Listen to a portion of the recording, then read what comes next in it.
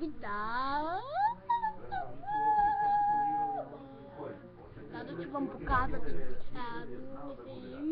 ništa vam neću pokazati, samo ćemo se da se upoznamo. Ja sam Nikola Bogdanović, a vi, dragi gledalci koji me gledate, sigurno se radujete mojim klipovima, koji će početi za jedno 15 dana ili manje, više nekako.